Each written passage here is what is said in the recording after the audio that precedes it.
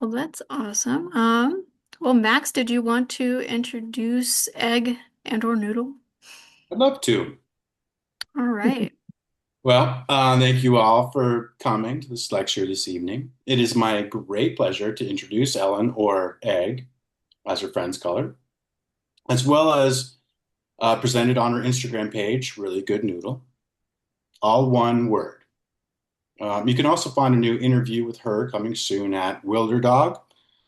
Um, Egg has been involved with wild mushroom foraging for many years, has an academic background in food studies, and most recently has moved to the foothills of the Sierra Nevadas of California, where she forages with Noodle, friends, and has started a business as a restaurateur and caterer. About a year ago, she moved there to create a business that was informed by wild foraging and the abundance of mushrooms in the area. Whether it's Egg's preternatural ability with dogs and, of course, mushrooms, Noodle's uncanny ability to find mushrooms, or probably some symbiotic combination thereof, this crew is amazing at finding choice edibles in the region, such as morels, chanterelles, porcini, and Tricholoma murulana, or matsutake, insomuch as she has presented content that is both hilarious, engaging, and instructive as to how one might work with a dog in the woods.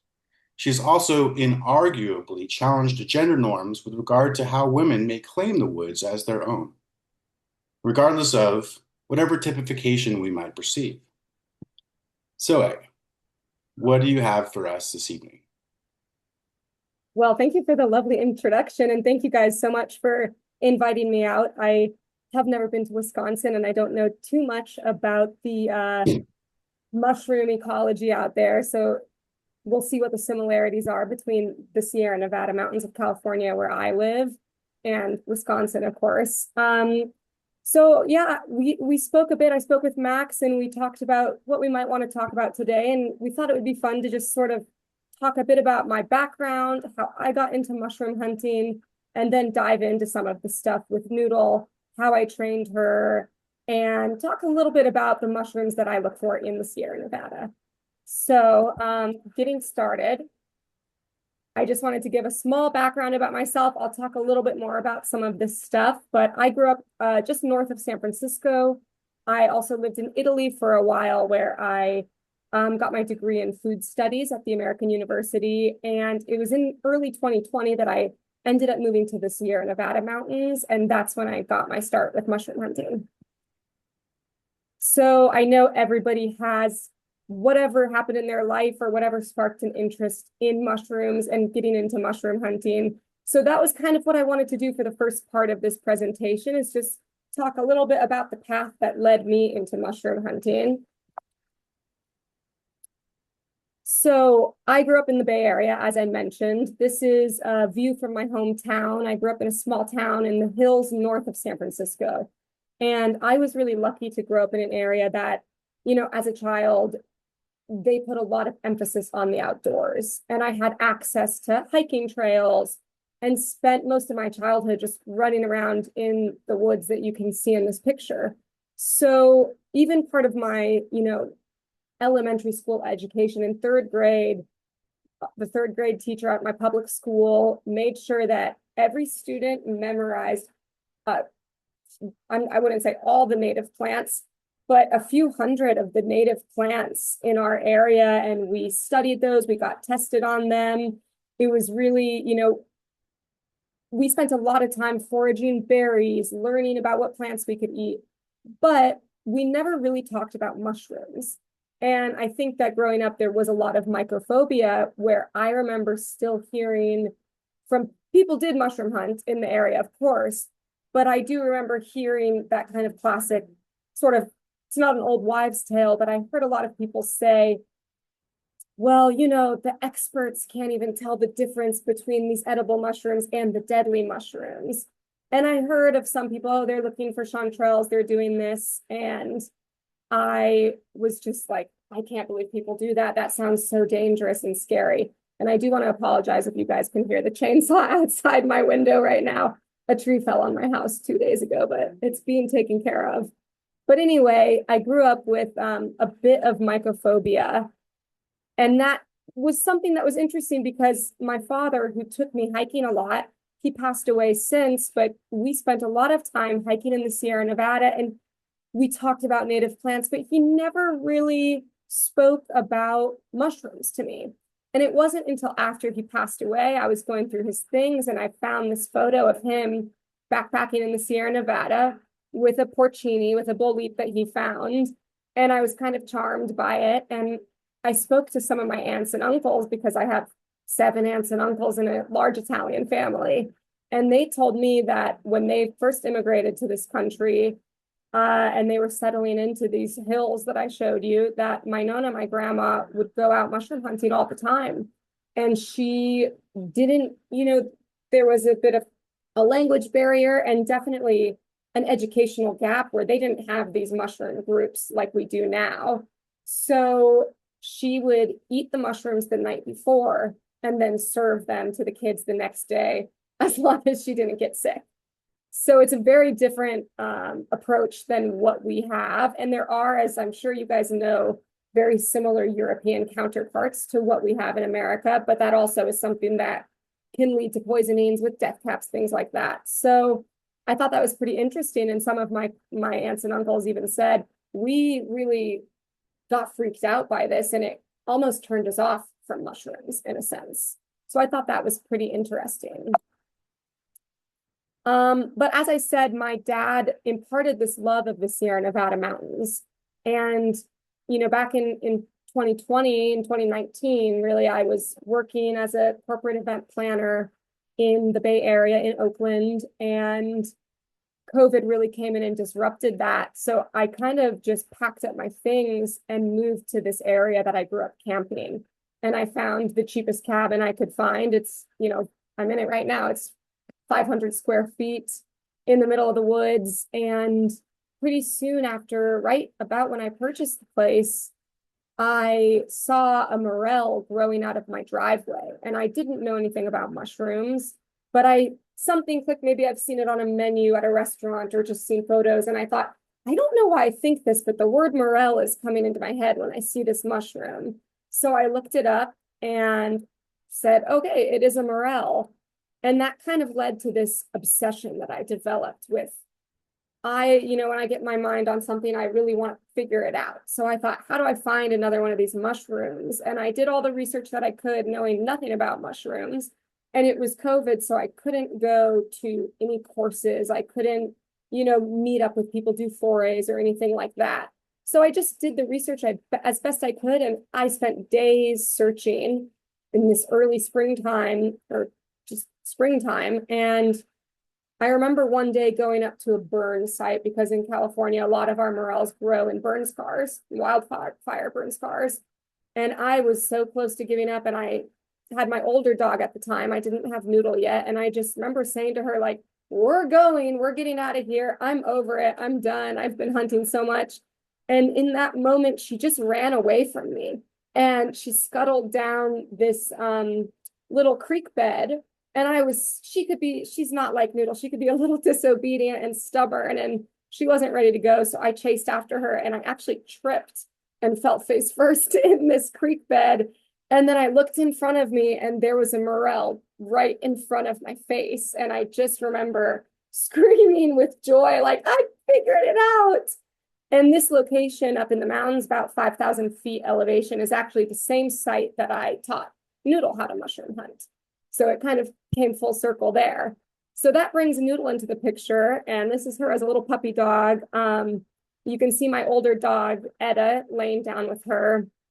And I had been wanting a friend for Etta because I felt bad. It was cooped up in COVID and she didn't really get to see a lot of other dogs. So I thought I would foster a dog. And I reached out to a lot of shelters. I think they were inundated with animals, but also too overwhelmed to really communicate in a timely manner. And just one day I was hiking and I had this fed up moment and I said, you know what? I think I just want a border collie lab mix and I'm done looking. I don't even care about fostering. The first border collie lab mix I see, I'm adopting. So in that moment, I opened my phone and the first post on Facebook was like unwanted litter, border collie lab mix, last one available. And I just said, okay, I'm going to get that dog. And I drove a few hours north to a little cowboy town. I went to the children's rodeo and I picked her up. She's over 5 years old now. Like I said, she's a border collie lab mix. My older dog is also a border collie, a rescue border collie that was from some kind of abusive puppy mill that got raided or something.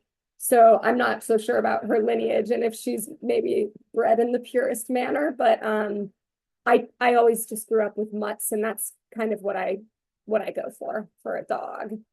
So that kind of brings me into training Noodle. And as I mentioned, Noodle is she's just kind of got what it takes for training. I'm not a dog trainer, and that's something that people ask me a lot. Like, did you train your dog yourself? Who did you use to, or what program did you use to train your dog?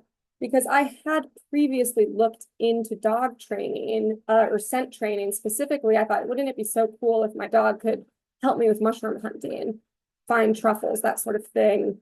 And looking into scent training, it's really all about, it's a long, convoluted process. It's you get clove oil and essential oil and a series of boxes, and you put them around the house and really teach the dog to differentiate the scents and to just have this really solid understanding of different scents, how to identify them. And I frankly was a little too lazy to do that. So I kind of skipped that whole process. But I will talk a little bit about the foundations of training that we had that I think really helped us. So to start, I think there are a lot of innate qualities that Noodle has. Her breed mix, I think this border collie and lab combo, I'm not saying that that's the right breed.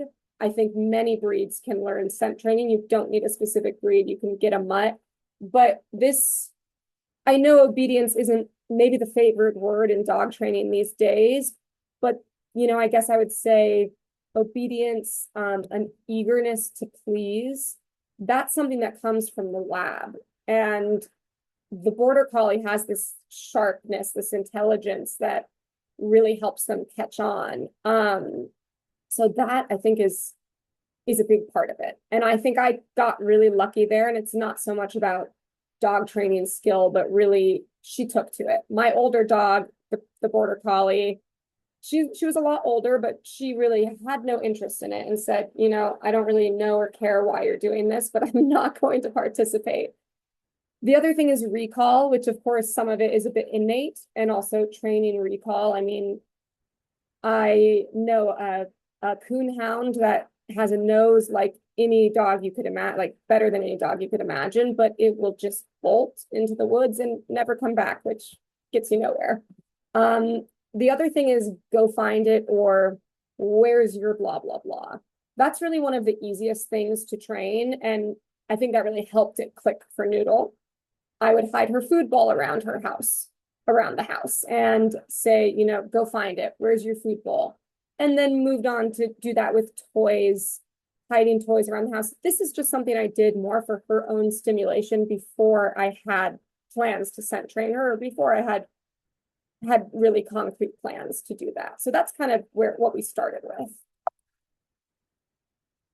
So moving on to the actual, what really clicked it for me was viewing work and play as one and the same. Because she has this border collie background, and actually I found out later that her Labrador father is a hunting dog. I think thinking of it as a job helped a lot. I had been watching a pretty corny and cute TV show called Dogs with Jobs. And I was just watching this dog that works at a marina, sniffing out these invasive zebra mussels that come in through the base of the boat, and then they just take over bodies of water. And they had the dogs sniffing out these mussels. And I noticed that in this program, a lot of the dogs were not rewarded with treats, which I use, but I often find distracting and kind of gets the dogs hooked on treats. And they instead gave them their favorite toy.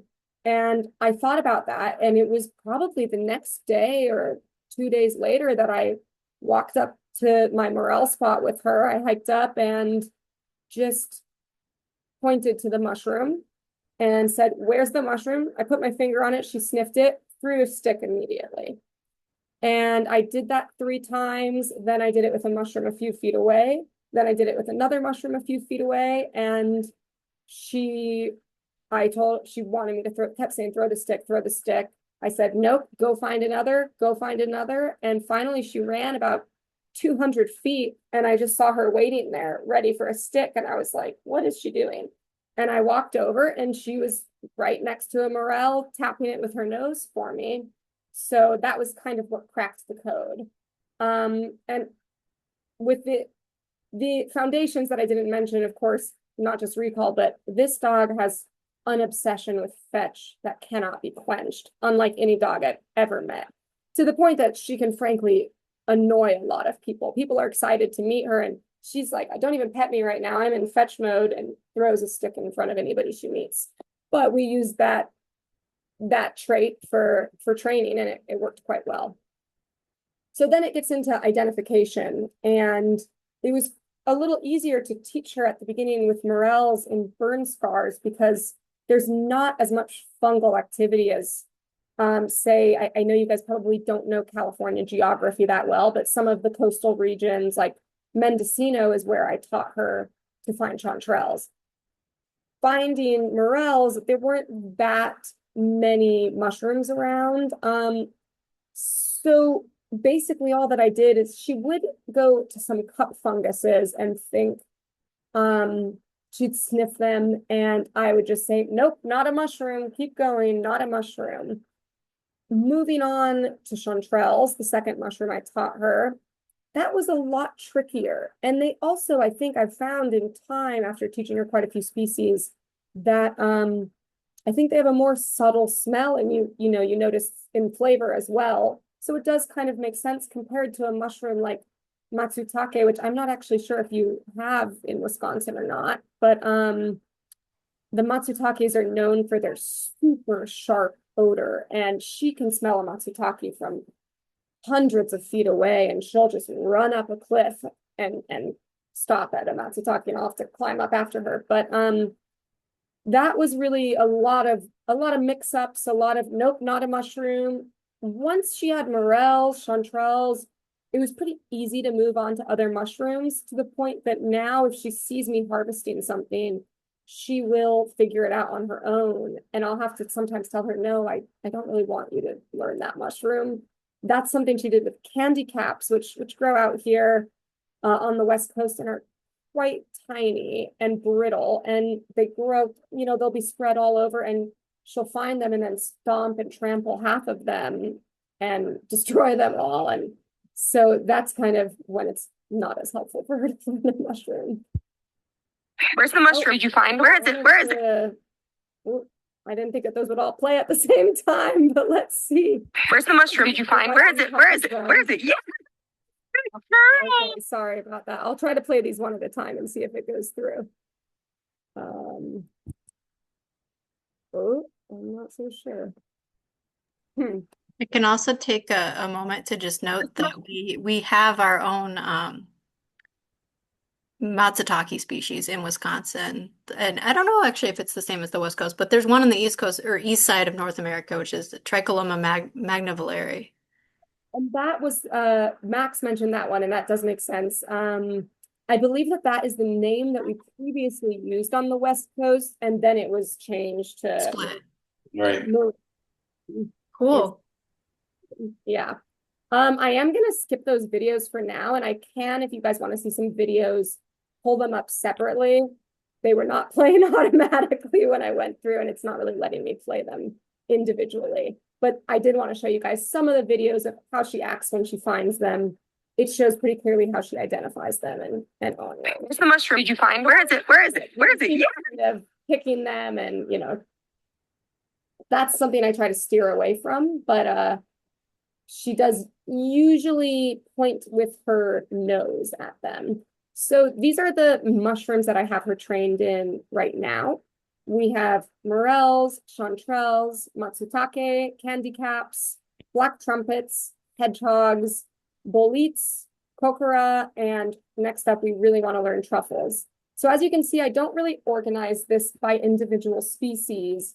And I kind of think of it as genus more, but it's the type of thing where I don't really know which mushrooms she thinks are separate and which mushrooms she thinks are the same.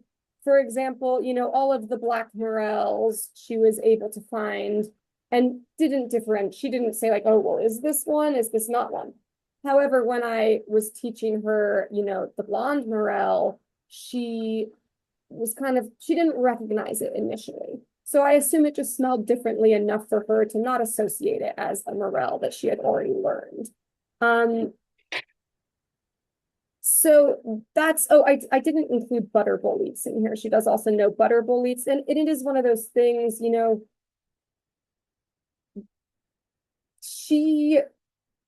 I'm not sure her extent of the ability to differentiate by name. I do use different names, and I've done a few tests of lining up different mushrooms and trying to get her to do it by name. And she kind of can do it, but I think she gets almost overexcited about all the different mushrooms that she gets like, what's the fastest mushroom I can touch? So that's one thing that I didn't really mention during the training slides that was a bit of a regret in that I one thing, because I was doing it with no training experience or plan, I do wish I had put a little more emphasis onto individual names and being able to clearly differentiate them. So I did want to talk a bit about mushroom hunting in the Sierra Nevada specifically, and some of the mushrooms. I'm not going to go over everything that we hunt, but as you can see, it's quite beautiful. It's the area that I live in is the Northern Sierra, and what's cool about being in the foothills of the Sierra is you can access such a range in elevation, which means it really extends the season for certain mushrooms because you can chase them up or down the mountain as the weather changes. So this photo here, this was taking a swim above the forest that I had recently been hunting. Spring kings, the Boletus rexvaris, porcini, and this is, I mean, I'd say probably 7,000 feet. We were hunting around 6,000 feet. So you can get up into this really beautiful alpine area, but it changes a lot going lower into the foothills at around 3,000 feet. And depending on what season it is, it does change as well what you'll be hunting and what elevation you'll be at. So this first we have here is a little compilation of some of the mushrooms that we hunt in the autumn season in the Sierra Nevada. We have a couple species of chanterelles in the mountains here. We have the Cascade cascadensis, and we also have subalbidus, which is the white chanterelle. We might have Cantharellus formosus up here as well, or a couple others that sprinkle, but these are the two main chanterelles that I find. You can also see in the corner, we have queen boletes up here, and so that's one of our fall boletes. We do get just your standard king bolete as well at a higher elevation that I haven't really been able to access those much in my area. But this is sort of more mid-range. This is all around 3,000 feet, what I'd be finding in the fall time. You can also see the matsutakes that we mentioned. You can see a few kokora. We have some shrimp rusula, which Noodle's not trained in any rusula. And then we also have they may have changed the genus on this, but the Quitosabe, I don't ever know my pronunciation of Latin names, so don't judge me. But the Quitosabe odora, which is the fennel or the anise funnel mushroom or the anise seed mushroom, I believe they call it. And that's a really interesting one. You can't quite tell from the photo here, but it's one of the few mushrooms that has a real blue color. It's a very interesting teal shade, and it has this intense anise scent that can really be used almost as a spice or in cookies, things like that. Similar to the candy cap, which I didn't include a photo of, but that we also hunt out here in this area. Then we have our springtime mushrooms, which is what I've been hunting these last couple months, and it's really just petered out the season. And, you chase them up and up and up. So we start with the morels. We have I think, at least a dozen species, probably more in California, of morels. And I'm not that great at the morel identification when it comes down to the burn morels. We have a few species like sextillata, what's the other eggs? I'm blanking on the name of that one, eczema or something like that. Just like the sixes and the sevens. Yeah, exactly. And tomentosa or something, the fuzzy one. And that one gets kind of big and really tight, that hive shape becomes really tight. Those are really cool ones. We do also get some what we call naturals, which would be like the Snyders, and we have, I guess, what's called the false blonde, but we do have the blonde, they're blonde looking coming up, and the trident, which is the tridentina, and we do have regular, Americana coming up as well at lower elevations, I would say. So that's just a few of the morel species, but it's fun to really follow them. The mountain, they really grow in the mountains in California. So I start my season, the earliest ones I find are in March, and I just make my way up, up, up to 6,000 feet is usually the highest that I can easily access from my area, but they do grow even higher than that. And that's, early June. So that whole season, and the porcini, the spring kings start to follow. They sort of come up in the same areas, right as the morels are maybe at their prime or winding down. You find them popping up. And then I don't think I actually have a photo here, but after that, we do get butter boletes. I don't find a huge amount of them, but we do get butter boletes popping up as the porcini are starting to fade away in similar areas as well, and with seemingly similar trees. Like white fir is a really big one in this area. And then we do have the Moroni, I'm not sure the pronunciation, but they call it sometimes the Morons agaricus, which is a high elevation mountain agaricus, yellow staining, that we find up here. And of course, there are other mushrooms I'm not including. We do get some king trumpets, not king trumpets, excuse me, black trumpets, hedgehogs, candy caps, a few others that I look for a lot. So that does kind of lead us into what else I'm working on right now. I have been working on opening a small restaurant in the foothills. I've been working on one building, and I don't think the location's going to work out. So I am looking for a new building to make our little restaurant home in. I'm doing a lot of social media stuff, as Max mentioned, so that's been a lot of fun to dive into, and that's something that maybe if we have questions about, I'm totally happy to answer. I've been hosting some forays, which has been a ton of fun, and I've been doing that in Mount Shasta area mostly, which is it's north of the Sierra Range, but it is, it's all kind of somewhat connected and similar ecology, but there is a greater density of mushrooms growing out there. I have been doing some travel. I am hoping to take some trips up to the Oregon and Washington coast to find summer chanterelles, which we do not have much of a summer season of anything. It's really more fire season this time of year and into September, where I live. And then I have been working on, I just wanted to include this only because I saw you showing Mariah the baskets at the beginning. So that's something that I've had a lot of fun with, where I had a hard time finding the perfect backpack basket, which is really my favorite thing. I hate carrying things. I love having a backpack. So I had ones that I had one that I bought that was finally the perfect one, and then they stopped producing completely.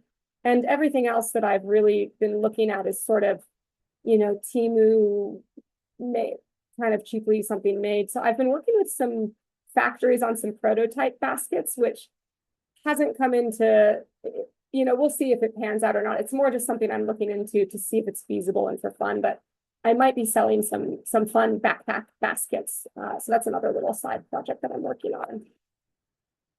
And yeah, that pretty much sums it up. I'm gonna answer a few questions with Max, and then you guys are welcome to ask any questions that you have about the dog. I do have the kitty here as well, who's not scent trained, but comes along with us sometimes. So thank you for listening to all that. I know that was a little longer than I expected. If you want to follow along or see some of our videos, you can always follow along on Instagram at Really Good Noodle.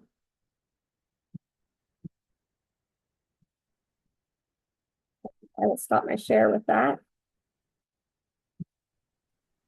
Fantastic. So is there any accessibility to videos at this point, or should we just continue on with it?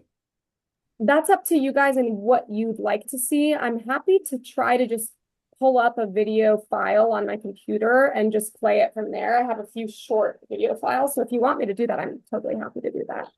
Yeah, if it's not too much trouble, and if it doesn't, work out in short order, then we can just quickly move on, of course. Um, No big deal. Um, while you're doing that, I have a question. When, sort of where would one maybe draw the line with a dog that's not maybe perhaps as motivated as Noodle? Can you tell where to draw the line with your efforts? You said you had another dog that maybe its tendency is to do another thing, and you don't want to kind of bleed a stone, so to speak, or whatever one might say. Ask something a dog to do something it's not inclined to do, or and then you've sort of mentioned what to look for in breeds, intelligence and natural inclinations with dogs, of course. so it's a good question, and it's hard to say specifically where to draw the line, but really I would say if you're putting a lot of effort into it and the dog just isn't catching on at all. I do have a friend who is working on it, and the dog was picking up on it and he felt confident, but he just said, at the end of the day, I tried and tried and tried, and my dog was way too distractible in the woods. So I think kind of knowing if your dog has the personality and really the focus, but if you're really trying and trying and it's just not clicking, I guess that's what I would say there. I think the type of dog, like I said, I'm not sure if there's a specific dog or breed that you would want to go with, but just really a dog that likes to make you happy. My older dog, I love her, but she could give a shit about me, honestly. Like, she does not care, excuse my language, she does not care about whether I live or die. No, I mean, she loves me, we love each other, but she's really just not that interested. I'm sorry about that. She's not that interested in in pleasing me or doing things for me. Whereas Noodle wants to make me happy. That's in her nature. And just the obedience, if your dog learns other things easily and has that focus, I think that temperament is really what it comes down to. Yeah, Yeah. certainly. It seems like I mean, again, you don't want to, how long are you going to spend on any, on training in that specific capacity? Training it in and of itself seems quite challenging, but um, are there any videos that are available, or should I move on? I'm going to give it a try to share them, and let's see how that goes. We've also got a question in the chat whenever we get the chance. Plus, I wanted to say the no swearing in the chat was a joke. I realized I was like, I don't know if there are any Okay. No, it's on the society. All right, and so here's Noodle. Can you guys all see that? Yes. Where is it?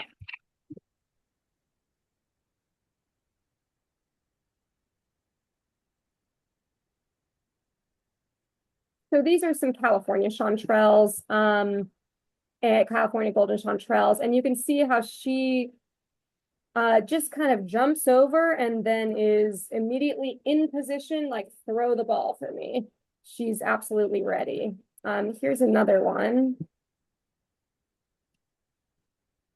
And some of these, I already could see the mushroom. Obviously, it can be hard when capturing footage, especially to post on social media.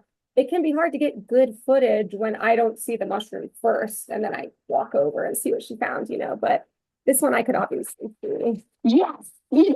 High five. So I don't really love to encourage her to hit them, but it is, when I'm filming, I do want it to be visible and that's part of it. And let me share one more. Let's see how this one is. I'm not sure because I just pulled them up seeing the icons, so I'm not 100% sure which these videos are, but let's see. You found one? And I thought that was cute, her little doing of them. Like I said, she doesn't usually, she's not usually using, I don't like to encourage her to use her paws to smack them that much because one thing that I didn't mention is that I noticed she really uses many senses, not just one sense. I see her using her eyes. Sometimes she goes up to pine cones and she'll sniff a pine cone. Sometimes, she'll go up to a rock or even a shrub.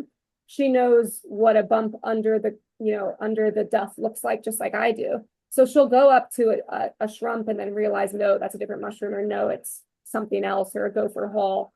She uses her sense of touch all the time. If there's a shrub, for example, and that's why often my porcini end up with scratch marks, because she paws it to make sure there's really something under there.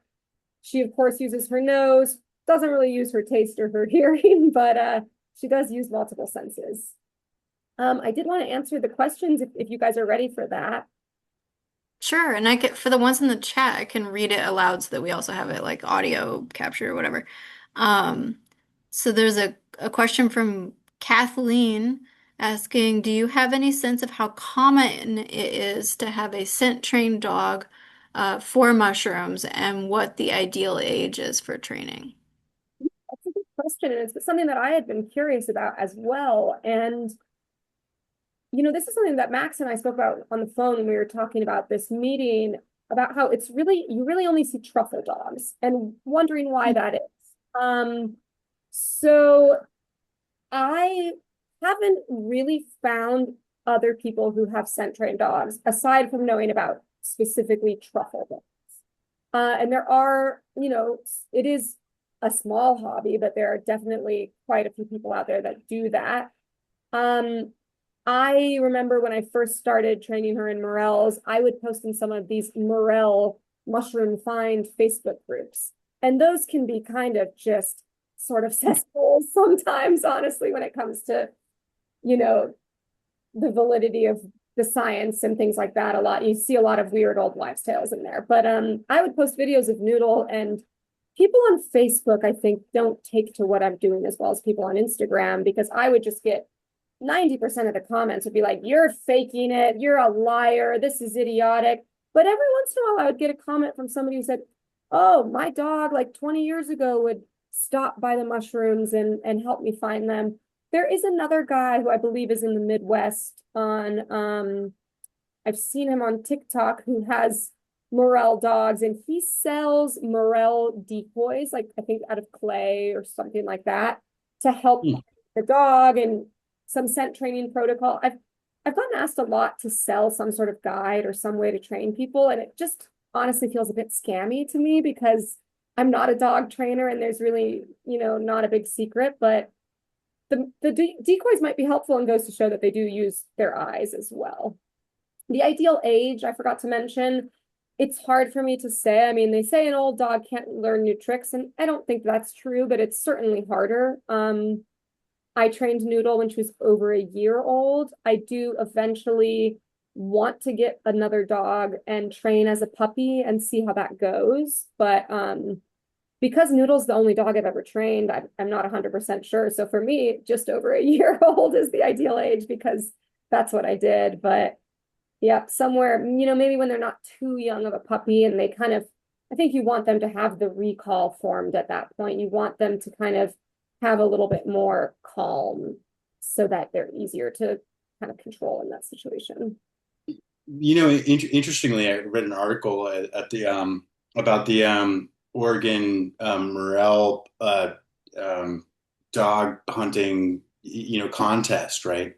Morel hunting dog con Isn't it truffles or is it sorry, morels? I'm sorry, truffle hunting contest. You'll pardon me. Thank you so much. No worries. Um, and there was I think several was it Legato Romagnolos there. These delightful, but yeah, pretty expensive fancy dogs. And in the article, I think it was a Chihuahua that won, or like a very small dog that just sort of schooled all of them. Maybe I'm exaggerating or whatever, but it was, yeah, a couple, 3, 4, maybe 2, 3 years ago or something like that. And I think that's to the ex point that like it doesn't necessarily matter the exact dog or like the history of the training, and I guess some of them even will have that like truffle oil on the sort of nips of the mom for the pups to just have that like imbued in their brain.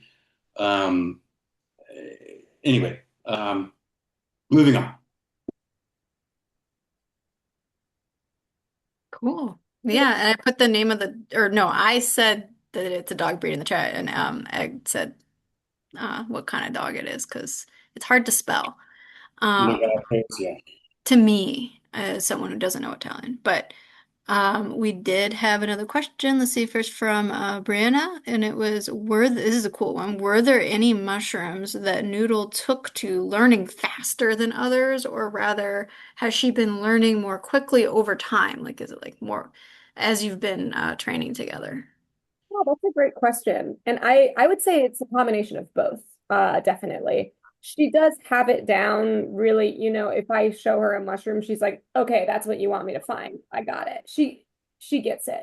Truffles, I'm curious how that will go because they're so much farther underground. But Matsutakes, for example, can grow Hmm. far under the duff. Same with the spring kings. So that will be interesting. But yeah, I would say definitely there are mushrooms that she took to more easily and that I there are also mushrooms that took her that are a little harder for her and that I notice she's more likely to pass over one. Like sometimes she'll just run by one and I can see it with my eyes and I'm like, oh, you missed that one. So I'd say some Hmm. more delicate flavored mushrooms are also the ones that are a little harder for her. Chanterelles, we get some huge chanterelles out here and that can be a bit easier. Um, the excuse me, the hedgehogs are similar to chanterelles and a little more mild. And they're small out here. We have a couple species actually, but we mostly find the smaller ones. And yeah, those can be a little hard for her. I would say the cocora, the Amanita calyptroderma, and Bernicocora, all of those. I'm sort of trying to steer her off of those. Those are one that she sort of taught herself, but at the same time, I found those ones maybe have a more subtle scent and were a bit harder for her to find. However, at the same time, I will say that she has just gotten better at finding them. So she is able to catch on quite quickly. Especially, I do find maybe when it's been rainy, I think that's something about the water makes them not smell as strongly, and she has a little bit of a harder time. And as I mentioned during the presentation, mushrooms like matsutake that have such a strong smell, it's so easy for her, and she can just find them anywhere. Morels, I think, have a pretty, especially the black morels, seem like they have that sort of earthy, savory thing that is easy for her to find. I used to notice that she actually found older mushrooms that were more mature or more kind of nasty and starting to smell a little bit more.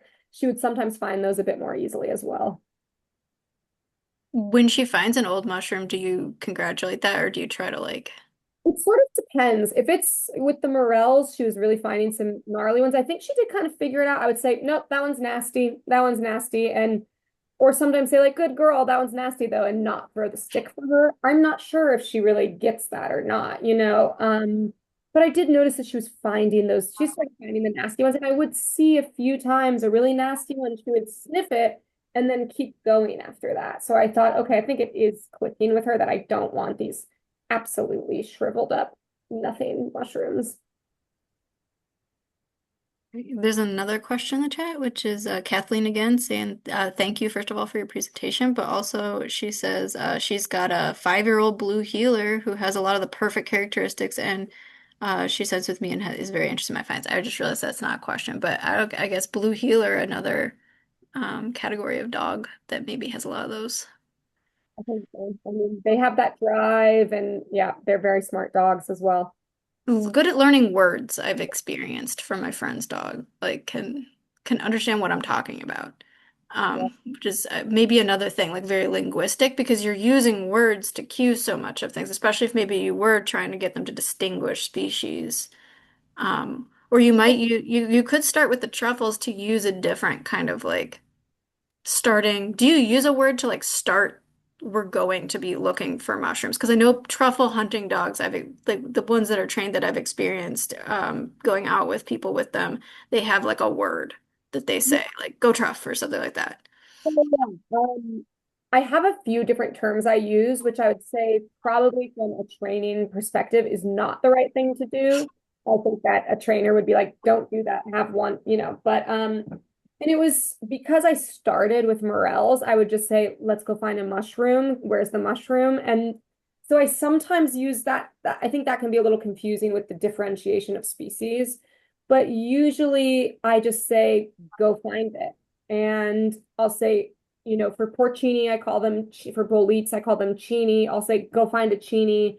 Sometimes you'll find a morel, and I'll say, no, no, no, go find a chini instead. And I have no idea if that works or not, but I try. So that is usually how I get her, how I let her know. And I kind of say, where is it? Where is it? Show me. When I can't see it, I'll say, show me. And that's when it often leads to the smacking because she's like, it's right here, you idiot. And sometimes she destroys them a bit that way, but that is what I say when I want her to show me exactly where it is. Yeah, I honestly think that just because we don't have another question, I was just gonna say like I think with the truffles, it will go once you get her thinking about it and get her onto those smells, because truffles are their lifestyle is being found by animals. Yeah. So they are producing when they're mature, which is another great thing about hunting with a dog, you don't find the immature truffles, you find the mature truffles. And yeah, they're like pumping out smell and they're usually not that deep either. I guess I don't know as much about the Pacific Northwest truffles, but like they need to be found by animals to be successful. So they can't Yeah, be like at the center of the earth. it is something that I think she will pick up on quite quickly. They're not really growing. I mean, there are truffles all over, and it's a very understudied area in the mushroom world. But they're the main truffles that we go for, the Oregon truffles, are more in Oregon, really far in Northern California, but really more in Oregon and Washington. So it's kind of about Mm. timing a trip up there in that season. And that's really the last few years I've basically wanted to do it every year, and then something comes up and I don't make Yeah. time. But I hopefully will next. say you do have a good amount of tuber truffle diversity in your area. And so you could maybe try to train on some of those native tuber. And I Uh, am curious. I haven't really worked on training her in mushrooms that I'm not eating, basically. But right. yeah, it would be interesting to see if she starts picking up tubers, truffles all over the place. Max, I think you had a couple more questions you wanted to go over. If you still want to Yeah. I have like 10. be done with how long the meeting is, if we're at our 45 minutes. We're at 7:49 out of, I guess, 11 more minutes or so. Hmm. Well, yeah, there's a lot. You touched upon, relationship a bit with your father. Can you tell us a bit more about your Italian heritage and experience with foraging or lack thereof growing up? Is there a history of foraging in your family? You mentioned that a bit, but Yeah, I'm happy to jump into that. As I mentioned, I did find out my Nona used to mushroom hunt for the family, and I found these photos of my dad porcini hunting. Um, so I didn't really have much connection to that though, and it wasn't until I'd say maybe 5 years ago, right at the start of my mushroom hunting journey, I guess, that I went to a family reunion, and we have huge family. I mean, I have a big family. We've had more than 200 people at our family reunions. And we bounced between Colorado and California. So this one was in California around the Yosemite area. And we had, 150 people, something like that. And this was the first year that we had anybody from Italy come. And we had some distant cousins from, my father's hometown came. They somehow got connected via Facebook. They didn't speak a word of English, but they brought over a family tree that went all the way back to the 1500s of my family being in the area of the region is Veneto, is the Venice region. And Mhm. my family is not by the coast, though they're in the foothills of the Alps, of the Dolomites, which is a big mushroom hunting region. And I was one of the few people in the family who spoke any Italian, so I got to know them, and they did that thing that people do. Oh, come visit, come stay with me. And I'm just sort of don't mind imposing myself enough that I just said, I'm actually going to do it and follow up on this. So you guys expect me in Italy. So Yeah, I heck yeah. them and they were great hosts, and it was really amazing to see the cultural depth of mushroom hunting in that region and with my family, my distant relatives that I connected with. So I got to experience going mushroom hunting. I didn't do much, but I did a bit in the Dolomites, and I was in a small town traveling by train in that area and stumbled upon what we would have, where you have one of these demonstrations where people go out in the area, pick all the mushrooms they can, lay them out on a table, have the species. I meant to include a photo of that in the presentation and I forgot to do that, but that was a really cool experience. You just stumbled upon it. Stumbled upon it and I was running, like couldn't figure out the directions. I had no cell phone service. It didn't have a real address on it. I'm like asking strangers, like, how do you get to this place? And I like ran in right when it was starting. And I couldn't really, my Italian wasn't really advanced enough to understand this sort of scientific presentation fully. I could understand some of it, but it was very interesting and a really cool experience. And since then, I mean, I've gone and visited my family probably 3 times, and we keep in touch over the phone and send each other photos of what mushrooms we're finding each time of year. And I love getting photos of these huge porcini hauls that they're finding. And they're really big on honey mushrooms out there as well, I've noticed. So that's a big one for them. Yeah, it's been really cool to reconnect with this part of my family lineage while I've been discovering mushroom hunting. Nice. Well, that's spectacular. I couldn't imagine a better way of, well, connecting with your heritage and family overseas. I feel like it's Britt Bunyard that does a tour over there. Are you familiar with him at all? Maybe there's some connection in the future or whatever. But well, so can We you just do have another question in the chat if we could ping pong back and forth.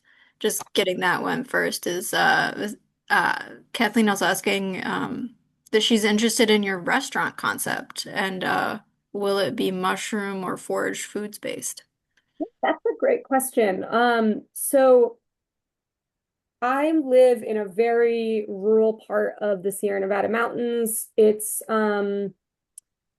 I would say, I mean, the town that I'm in has a population of maybe 150 or 200. The greater area is quite small, and there's not a lot of other foragers actually in my area. So I do, I would sell at farmers markets and stuff like that, but people are a little unsure. So I do want to heavily incorporate that sort of thing, but I won't say that that would be the main focus, more largely because I think it would just be wholly too expensive to make the most major part, but it will certainly be incorporated and we'll have a lot of specials. I also do really hope to have, jarred porcini mushroom, just mixed mushroom salts, things like that available. And then my business partner, Cara, she's the chef half of the thing of the partnership, and she's from Los Angeles, moved up here to help me get this up and running. And she's also, she lived in France and has some experience foraging and has gotten a lot more into it since she moved out here. So she also does wine making. She does mead making, honey mead, and has been incorporating a lot of foraged, botanicals into that, which has been very cool. She does a lot of fermentations. So those are, not just mushrooms, but foraged foods in general will definitely be incorporated. And then I'm sorry, I didn't really talk about the concept, but we're kind of, as I said, it's pretty rural. We get some tourists up here coming into the mountains, so we're really keeping it kind of like a country cafe with simple food that's approachable to everyone, but very, very fresh, and that people coming in to travel and visit from the city will still really appreciate it. It's really hard to find food out here, and most of the restaurants just have deep fried frozen food. So I was the board chair and farmers market manager of the local farmers market for the past 5 years. So I got to know a ton of local farmers and have a lot of access to fresh produce as well and meat, which will be great. So yeah, it's a really interesting extreme from wild foraged foods right there at the moment to something that's been in the freezer and then like deep fried. I could wow. So yeah, it's fascinating that you're offering that experience in that particular Yeah, place. my experience with selling mushrooms at the farmers market has been really interesting. Just seeing people who so a lot of people actually who had moved from the Midwest or something are like, morel mushrooms, I know those, I want those. And seeing people like a little hesitant but willing to try it has been really, really fun as well. Excellent. I sort of move down the line of some of my questions. With your experience in Italy, that also included a stint or some semesters at the American University of Rome, majoring on food studies, which also incorporated truffle hunting apparently at one point. Yeah, yeah. So my degree was an interdisciplinary studies degree. So it was cool. It wasn't a culinary degree. It was more learning about a combination of things under food studies umbrella, including food and culture, wine, like learning about wine in Italy, learning about how these like non-governmental organizations work or like World Food Program, the UN organizations, things like that. So some policy stuff, a bit about sustainability and agriculture. So it was a very interesting combination of courses, but learning about Italian food culture was a big part of it, and getting to learn about truffles and visit some of the first. There are quite a few, but this is one of the first. They claim to be the first. Everybody kind of claims to be the first, though. They claim to be one of the first agricultural truffle farms that are inoculating trees with truffles, and it is on a location that also has truffles growing mad wild in the area. So we went truffle hunting with dogs, and it was such a fun and interesting experience for me. We probably got like $5,000 worth of truffles. We had so much, and just shaving tons of them over a big meal that we all cooked afterwards. And Um, um, yeah, so that was a lot of fun, and it really inspired me. I would think back to that and think like Noodle could do this. So that's something that really inspired me to get started with Noodle. um, yeah, it sounds like an incredible experience. I might have to look into that. Maybe a little bit old for that, but can you give us some background on how you developed your social media? In our conversations, as I understand it, that wasn't your first inclination or impulse. However, you went from, starting the account, 0 followers to somewhere around the 130,000 at this point and moving on um, in about a year. Um, Yeah, yeah, I'm happy to jump into that. And I do see a question about some of that, so I can touch on the question in the chat as yeah. well, about the drunk and goat mushroom hunting thing. Yeah, so I didn't really start my page with any intention of growth or trying to make it a thing. I'm gonna be completely honest, I don't want to offend anybody in the chat, but I always sort of made fun of people, not made fun of, but I just kind of I didn't really think, I thought that making an Instagram for your dog was just not really my thing. I was like, I just don't want to do that. But at a certain point, I was posting on my personal page of, I have a private page of a few hundred followers, and I felt that I was just constantly posting stuff with the dog. So I said, I'll just make a separate page for my mushroom hunting friends to see and people who like the dog. And then I'm not spamming my personal page as much with this stuff. And I kind of sat on it for a while and didn't really post very much, but would occasionally try to do something. And I would meet people, you know, my cousin, for example, was dating this sort of TikTok beauty influencer girl, and I was kind of thought the whole thing, it was not for me, but she said, you really should put some more effort into this because I think you could do something with it. So I would sort of half-assedly try to make videos now and again. And as mentioned in the chat, it wasn't really until I made this let's get drunk and go mushroom hunting video that the page took off and I got quite a few more followers, which has been interesting. But yeah, why I did that video in particular, the honest choice, I start the video by saying I don't know, I said I'm depressed or having a shitty day or something like that.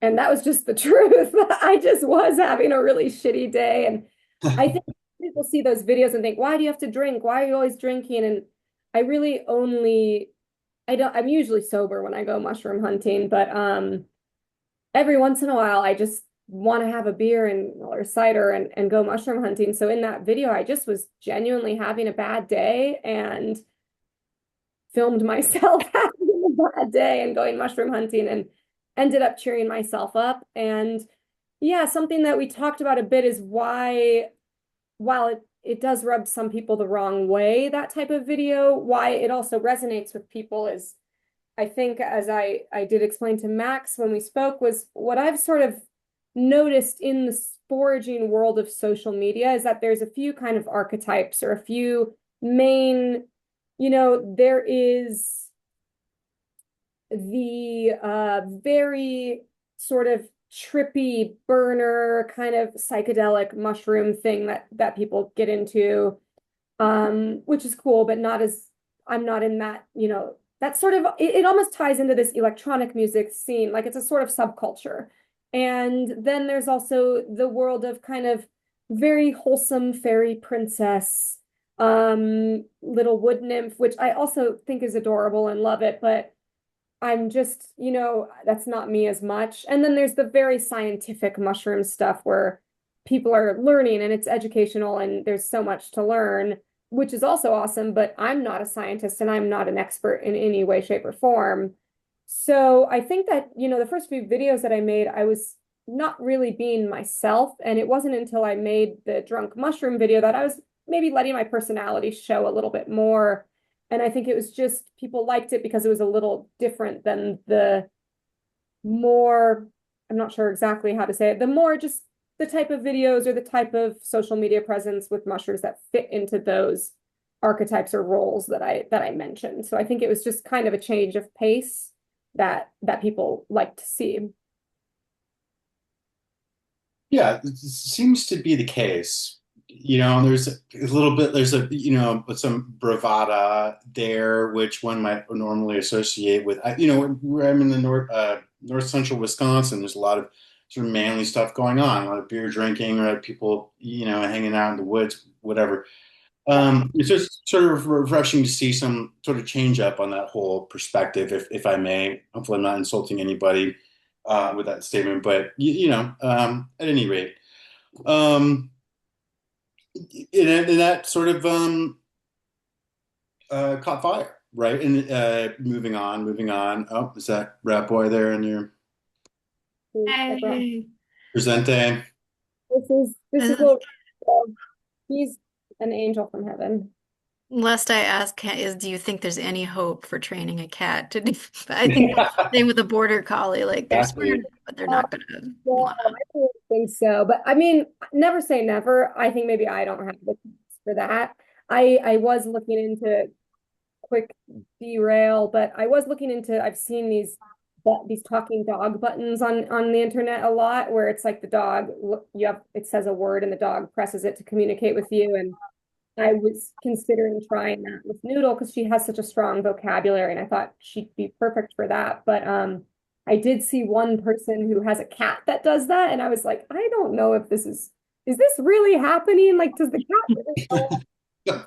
I'm not sure. Maybe, but I'm not sure I have the chops to I teach. mean, I feel like, some people, there's these sort of cat circuses, right? Like, and they're like hanging off bars and going in and out of the house, and like, oh, they're Yeah, trainable, they're certainly some cats. trainable, but yeah. Anyway, It's also true, as much as I love cats, I will say I think the research is that dogs have a much stronger sense of smell. So it, as long as you're training an animal, although I have seen people train rats also, like there are like bomb sniffing rats and things. So people with small pets maybe consider a rat. I don't know. Great, but it would take them probably a little bit longer to cover as much ground as Noodle. I mean, That's true. I'm I want to put a tracker on her at some point just to see how much ground she's covering compared to me. Because the amount of running that she does, I'm like, she's covering 10 times as much ground as I am when we go mushroom hunting. I right. did, I did actually have a sort of a dog mushroom hunting question that I wanted to make sure to get in, which is, do you have a sense of how far she can smell something? Like, especially if you've like done training games, like how far can you hide that thing before she's like, Yeah, that's such a good question. And I think it really depends. Like one thing that I've noticed is that she has multiple types of sniffing. I'll see her with her nose on the ground and she's clearly on the trail of something and following it, you know? Yeah, so there's that, but then sometimes she'll stop and get a breeze and sort of like sniff the air in different directions. And I have heard that dog sense of smell is really dependent on breeze sometimes and getting whatever smells wafted towards them. So she'll kind of like, finger in the air, catch a direction, and then go after it. It's really hard to answer how far she can smell something. I would say when it comes to like Matsutakes, I'm so bad at estimating distances, but I feel like she's gone, a couple hundred feet where she's clearly on the trail. With the scent training exercises, it's a little different when I'll hide dried morels in the house during the off season and things like that. It's a little different because she knows that it's going to be somewhere in the radius of the house. So she'll check every room and kind of scope the scene and then realize it's not in there and come to another room. It takes her a while though. Sometimes I'll be like, actually, you missed it. It is in that room. But yeah, it's a hard question to answer, but certainly with certain mushrooms like the matsutake, she can really go at quite a distance. mm-hmm. Just wanted to make sure. Does anybody else have any questions? Or else, if Max, did you have an additional question? Or feel free to cut us off at any time too, Egg. Like, don't wanna. Yeah, if you guys have questions? If not, yeah, whatever everybody wants. I have one or two more, if I may. It seems like there's still some people that, Oh yeah, we're in sticking the around. house We today. want to have this conver. Is there a certification process in California? And if there is, can you tell us about that a little bit? Yeah, so there actually is not. And it's kind of interesting. I was looking into this for other states, and I've seen these online certifications or these programs that kind of will say, like, this is good for blah, blah, blah, this state, that state, this state, that state. California is never included. And it's a really interesting, I would say, a legal gray area. Hmm. Um, because obviously we have tons of Michelin star restaurants. There's a huge demand for wild mushrooms all Wait, over. is this a foraging certification or like a dog training certification? I I took that as a like foraging. Foraging. Mushroom certification. Yeah, Yeah. yeah, yeah. Like what we have. Right, Yeah, exactly. I was, go ahead. Thinking of that. Okay, cool. right.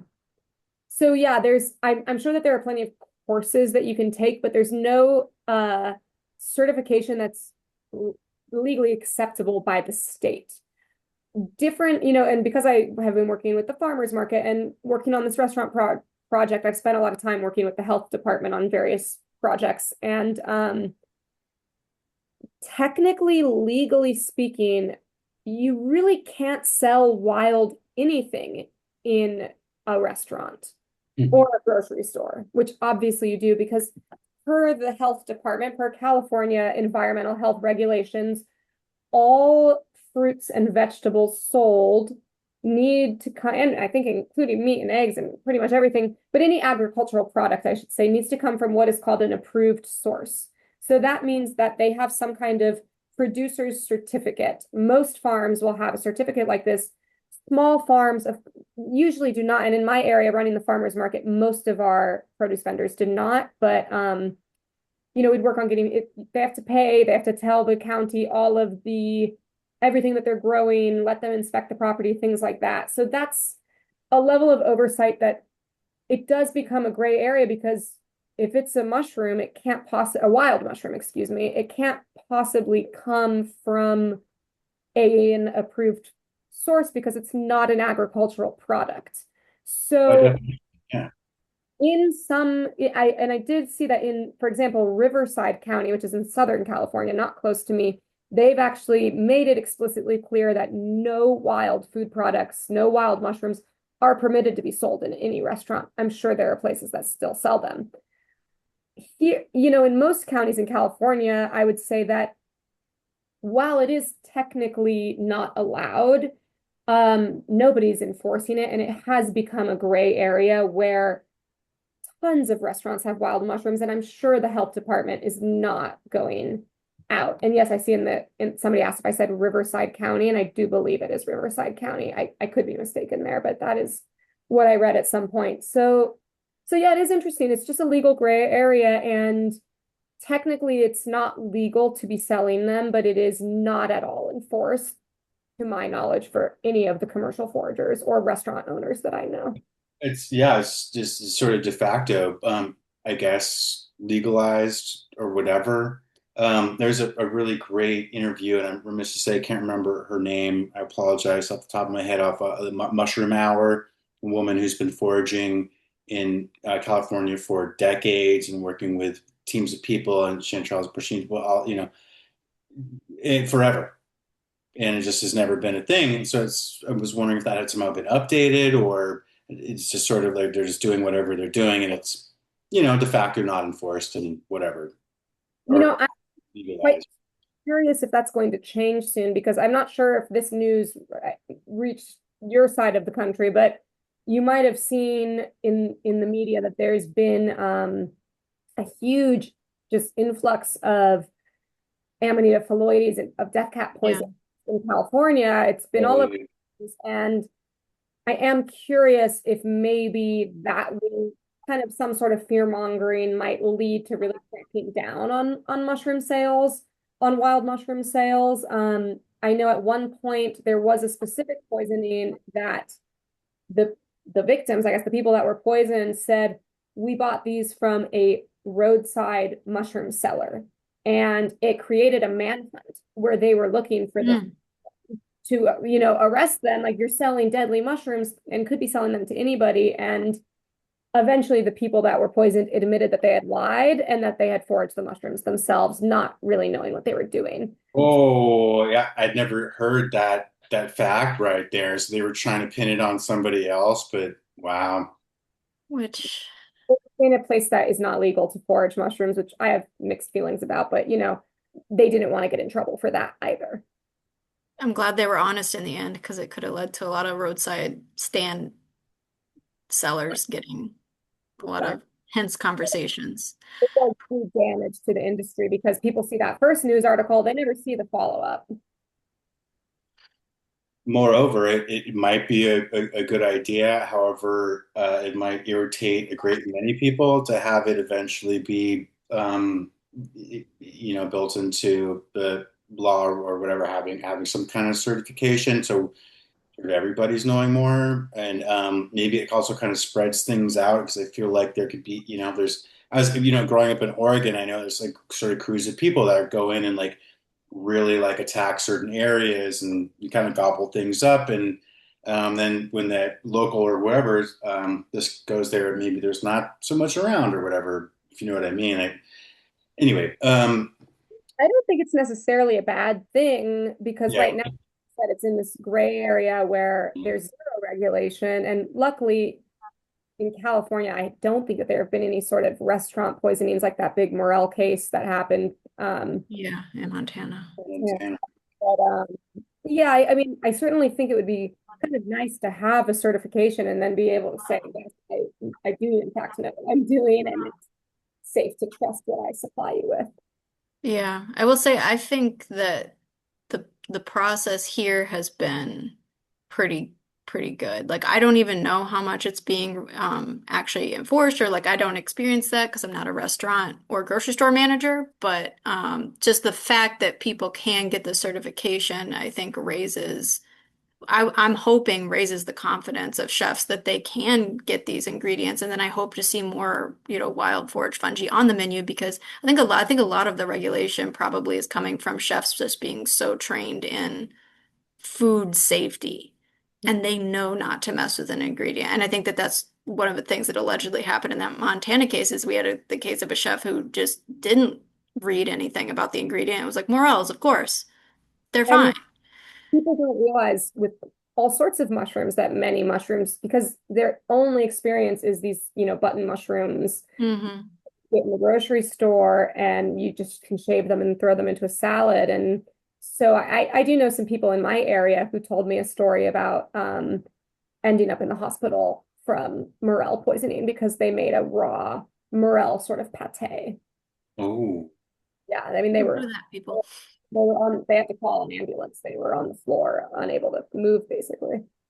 Which is interesting is there's what that new podcast series that Mariah you were just recommending and posting about. So and not in any way, shape, or form to say anybody should eat any really raw morel mushrooms, but it kind of varied in terms of I guess some of the research there, the sort of fallout of that. Many people ate them raw. Some people died. There's like an array of results from that, event or whatever. But moreover, don't eat morels raw, period, end of story, right? Or most mushrooms for that matter. Exactly. Yeah, we had a WMS member who's also a toxicologist make a whole podcast series that I think is still coming out on he called it the Morel Dilemma. And it's like about that case and following it kind of like a true crime kind of like what is because there's lots of different I mean there's okay it's raw morels but then you could talk about food safe so there were some people kind of wondering about whether it was poisoning other unsafe practices in the kitchen, or was it heavy metals somehow, or was it, like there's all these different sources of stuff that can go wrong when you try to cook and eat things. I'll have to check that one out because I've been very curious about that as well. Like, is there more to this story to lead people to die? I mean, it's an interesting case. Hmm. It's a good one because when they started out, they had really no idea, and they were just putting pieces together. And he does a great job at kind of Telling the story starting from like what was it like to not know anything at the the beginning. dive it all, right? Yeah. I actually do have a question about that sort of relates to like, oh, there are mushrooms that are toxic. Do you ever have a problem with Noodle trying to eat the mushrooms? Or like how would you handle that as a trainer? Good question. So Noodle really is not, she's never tried to eat mushrooms. I do have one video in which she did give a small munch at a morel, almost out of excitement. It was almost like she bit it kind of out of excitement. That's only happened to my knowledge, like the one time that I've seen that happen when I was really riling her up because I was trying to catch it on camera and I was like, sorry. Um, Other than that, she doesn't, but she could, of course, always accidentally eat something. So it is something that when she started hunting for Amanita calyptroderma, I was really hesitant about whether I wanted her to do it. But then I passed by tons of other Amanita mushrooms, including death caps, and she was completely ignoring them. So I thought maybe actually it is okay and she gets the differentiation. But I was still a little hesitant. Then this season, the spring cocora, the Amanita verna cocora, started coming up, and she's finding those with us. And I figured it would be the same thing, but I did notice that A good few times she would stop for an Amanita apricot, which is I'm not sure if you guys have that one as well because it's they're always changing the names with these Amanitas, but it's kind of a I think a pantheroid. It's like a yellow with the little specks similar to a muscaria. It's a beautiful mushroom. It's called the sunshine Amanita. And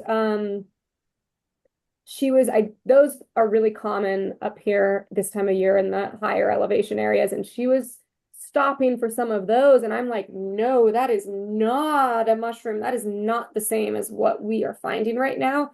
And she got it, but yeah, I definitely am not going to be encouraging her to look for amanitas at all. After that was really like, she was not like, I could tell she was hesitant about it. She was like, well, what about this one? Would this one fly? And I was like, no, it absolutely would not. But like I said, she doesn't eat them, but it is a concern. And people often always say, I hope I can talk about this here, like, well, do you look for the fun mushrooms? Are you looking for psilocybin? Are you looking for this, whatever?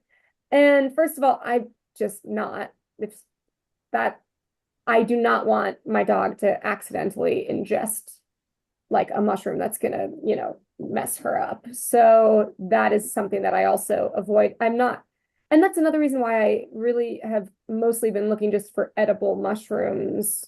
First of all, because I just selfishly want to eat them and share them and everything. But yeah, it's a concern of mine, but it's not a huge concern because she's not a dog that has a tendency to eat random stuff that she finds at all. Yeah, so maybe that's also kind of like a temperament thing, or I don't, that can be noticed in a dog. Like, oh, are they scarfing down everything that they run into? Maybe not. Maybe not your mushroom dog. I'm in I know there's some great like mushroom ID or like plant and mushroom ID toxicology Facebook groups with some experts in it. And I see posts in there a lot like, my dog eats every mushroom it sees. Is this one it ate this one? Is it going to die? Like, what do I do? And there are a lot of dogs that just want to eat mushrooms. They want to eat all sorts of weird stuff. Luckily, Noodle's a little food crazy, but she's like, I want the good stuff. I don't need a raw mushroom. Well, that kind of leads me. I don't know if we're going too long or whatever, more questions, but we can, wrap it up depending on. Questions as long as you want. Of course, if anybody's watching and has things to do, don't feel obligated to stay, but I could answer any questions. Well, I was going to ask, sort of along those lines, in the with your explorations, have you been more inclined to kind of branch out into other species just out of general interest, or as a result of like learning the toxic species as well? You're there, so but that doesn't necessarily mean you have the interest as well.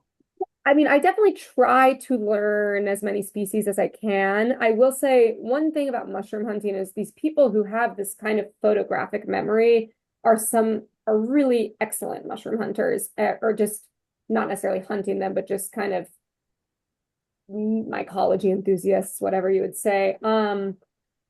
I don't think I have the best memory for Latin names. I try to learn them, but half the time that I'm out mushroom hunting, I see these kind of fun mushrooms that I know aren't necessarily edible, but are common in my region. And I'm like, oh, there's that one. I've looked it up. What is it called again? I can't quite remember. So I definitely do enjoy learning those ones. But of course, when I go out, I am usually focused on finding edibles and hunting with Noodle and everything. But I try to learn that stuff and pick up on it where I can. Like we have some really cool, beautiful mushrooms out here that aren't necessarily edible, but are fun to learn. Absolutely. I mean, it's just it's what was it? I was reading there's something like prospectively 3 million, is it, species of possible fungi out on Earth. So it's So not a competition in any way, shape, or form. If we can learn all 3 million, that would be great. But who knows? Things are shifting every day. Well, what has your range been so far on the West Coast? Have you been up to upper reaches of California, Washington, down to Mexico? I haven't really done much Southern California mushroom hunting. I found some chanterelles. It just because there's such a we're a vertically oriented state, or and we have the entire coast. So there's just a lot of range in weather that allows you to really have a full year season of mushroom hunting on the West Coast, which is great. But I found some chanterelles down south when it's not really the right time of year, where I am. And I have gone up and down the coast a fair bit. I really want to dive into Washington a bit more. They have such a longer morel season than we do. And I'm seeing, people that I know or people that I follow posting these insane morel hauls right now. And I'm like, oh my gosh, I wish I were out there looking. But going up the coast is always really fun. And I did go to Oregon recently. But I do want to explore a bit more for sure. And I haven't been mushroom hunting really anywhere else in the country. As I said, I haven't been to the Midwest or the Northeast. I mean, I've really only been to New York on the East Coast. I haven't really spent any time on that side of the country. I've traveled around Europe and I've explored that area, but there's a lot to see in our own country. And as I mentioned, I'm like, I don't really know what grows in Wisconsin. So there's a lot more to learn for sure. Lots of mushrooms, Yes. Yeah. especially in the North Woods. Yeah, you're always welcome at our forays. Thank you. And we Yeah. do allow dogs. Oh, you do allow dogs. That's Hmm. It's basically like if the venue we're at allows them and you're willing to negotiate with the people around you to be respectful of them, then we're good. I feel like it would be fascinating to see what, well, Noodle and you, of course, you and Noodle, what the team would do, like in a different, completely kind of, it's not Reach. entirely different. You're still in the you're still on the same continent, but it's just decidedly different, right? Midwest compared to, I mean, the what you really repeatedly said, referred to elevation, right? So that's not something in Wisconsin you're Not as necessarily gonna. much. We can talk about slopes and things like that, but there's nowhere around here that's really that high. Like look for slopes for morels and things like that, but you're not talking about 5, 6, 7,000 feet. It just doesn't factor into it, right, as much. So it was really interesting. Like the morels in that area grow so differently than they do here. Like with aspen and stuff, I think, correct? I might be wrong, but That's one of them. Yeah. yeah, and it's just such a different. I've seen some photos and I'm like, this is such a vastly different growing environment. But it does, the elevation really makes a huge difference in terms of timing as well. And that is one thing I love about, like as I mentioned, just being able to make your way up the mountain really, really extends the morel season and other mushroom seasons for me. yeah, other species. I've learned that sort of first when I was living in Oregon. And I feel like a total jerk, like living in Oregon and being by Shasta for quite well, growing up really and not learning about mushrooms, but whatever. I'll forgive myself, I suppose. I have to go back there sometime soon. Mhm. That's Um, a yeah, really amazing place for mushroom hunting. It's Shasta.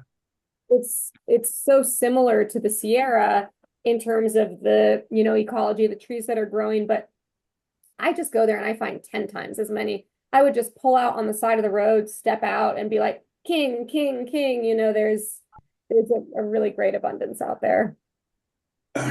Um, don't rub it in, Ed. Thank you. Yeah. We have great mushrooms too here, Max. Don't worry about it. I know, We but got tree diversity. I lived there for like 15 years. Yeah. Um, anyway, what was I gonna say?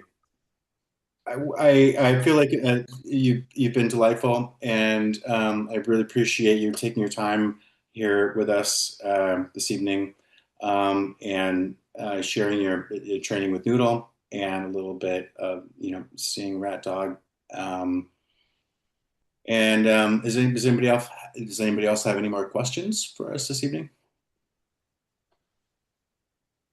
Yeah, please feel free. Or are you cool with people contacting you too with like maybe through the social media?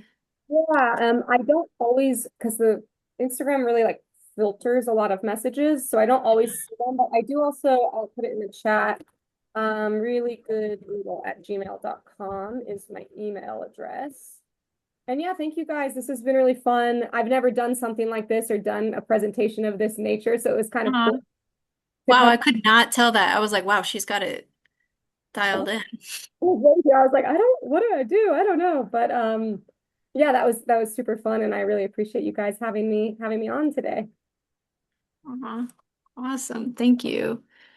I'm gonna reach out and put you in touch with, I think, my favorite, if I can now have favorites, but like Truffle Hunter, who has a dog, Heather Dawson. And Okay, she's in your area-ish, so I think you guys maybe cool. could go out and Amazing. co-hunt. I don't know. So I'll send that.